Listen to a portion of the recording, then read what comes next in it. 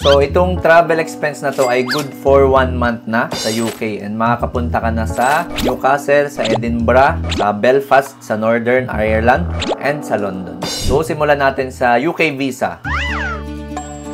So, ang processing fee is 8,600 pesos. And nagbayad ako ng additional na 5,000 pesos kasi nagkaroon ako ng aberya. So, nawala sa isip ko na kailangan ko pala yung passport kasi meron akong nalalapit na flight papuntang Singapore. So, syempre, iwan mo yung passport dun sa dun sa UK visa site, processing site. So, iwan mo yun dun, dapat. And since kailangan ko yung passport, nagbayad na lang ako ng 5K para madala ko siya pa uwi. Next is yung airfare. So, business class ng Emirates. So, umabot siya ng 254,496 pesos. Mahal to kasi late na ako nakapag-book. Hinintay ko muna ma-approve yung UK visa ko. Mas magiging mura to kung mas advance kayo mag-book. Ako parang less than 2 months or 1 month before na lang yung flight Tsaka ako nag-book. So, mahal siya. Tapos may travel tax, travel insurance, etc. na umabot ng almost 7,000 pesos. Next, another airfare papuntang Belfast. Kasi kahit nasa UK ka na, yung Belfast kasi, yung Northern Ireland, hiwalay siya Pero UK pa rin yun. Pero hiwalay siya. So, kailangan mo pa rin mag-airplane papunta doon. 15,000 pesos yun. Tapos, nung nasa Newcastle na tayo, nagpunta tayong York. Kasi yun yung parang tourist spot doon na maganda. Sobrang gandang lugar. Ayan yun. Nagpunta rin tayo ng Edinburgh. Napakaganda dyan. Ang akala ko Edinburgh pala. And nag-train din tayo papuntang London. Lahat ng to, umabot siya ng almost 15,000 pesos. Mga national trains to. Ito yung mga mahabang biyahe using train para makapunta ka dito sa iba't ibang lugar ng UK. Next is accommodation.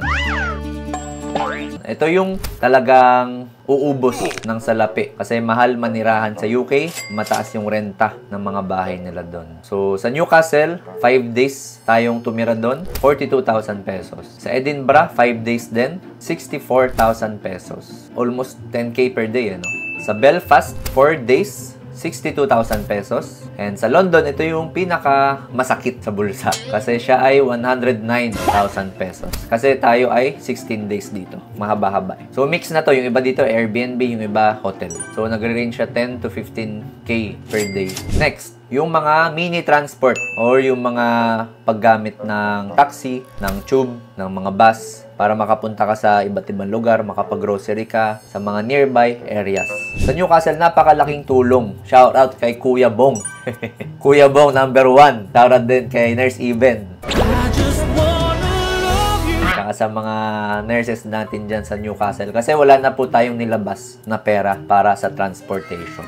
Next, sa Edinburgh, umabot ng 5,500 pesos. Sa Belfast, 1,700 pesos. And sa London, talagang mahal talaga sa London. Umabot siya ng 24,500 pesos. So, in general, dun sa apat nating napuntahan sa UK, London talaga ang pinakamahal. Kasi parang siya yung siya yung Central Business District or siya yung parang Metro Manila kung dito sa Philippines. Tapos itong mga Newcastle, Edinburgh, yan yung mga provinces. So, mas mababa yung mga bayarin dyan. Next, yung mga tours or mga entrance fee para sa mga tourist attractions. First, yung Tri-City Tour. Umabot siya ng 9,500 pesos. Sulit naman to kasi 1 whole day to and Tri-City, 3 lugar yung mapupuntahan mo. Andyan yung Stonehenge, andyan yung Windsor Castle, tapos andyan yung Bath. Tapos nung nasa York tayo, nagkaroon tayo ng bus tour din doon para malibot natin yung buong York. Kasi medyo malaki. Pag naglakad, baka hindi mo maubos yung mga pupuntahan. So, 1,100 pesos yung bus tour sa York. Train Station Museum, 500 pesos. Yan, sobrang mura. Ito yung pinakamura sa lahat. Para siyang train station ng makaluma. UK kasi, I think, ang isa sa mga una na nakapag-implement ng train system. Ghost Bus Tour. Ito, masaya to. 1,500 pesos. Itutour kayo sa Edinburgh and ikukwento yung mga ghost stories nila doon habang nagtutour. Holyrood Palace, 1,500 and Edinburgh Castle, 1,500 din. Next, food. Bukod sa accommodation, ito yung next na masakit sa bulsa. Kasi pagkain isa yan sa mga basic needs. And maganda naman kasi yung quality ng food doon, tsaka malalaking serving. And by the way, ito yung sa expense ko lang to sa sarili ko. So, kasi medyo malakas ako kumain. Hinahanap ko kasi yung protein. Naging mahal dahil dun sa preference ko. Newcastle, umabot ng 17,000 pesos. Edinburgh, 19,000 pesos. Belfast, 12,000 pesos. And sa London na naman, ang napakasakit ay 110,000 pesos. Ang mahal, no?